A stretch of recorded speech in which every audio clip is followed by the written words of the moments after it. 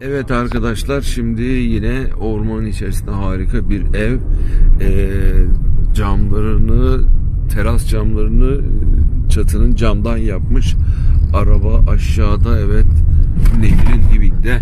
Şu yola bakar mısınız arkadaşlar? Gerçekten enteresan gibi, enteresan, çok güzel bir yol. Şuraya bakar mısınız arkadaşlar? Burada diyor dikkat et diyor, hız yapma diyor.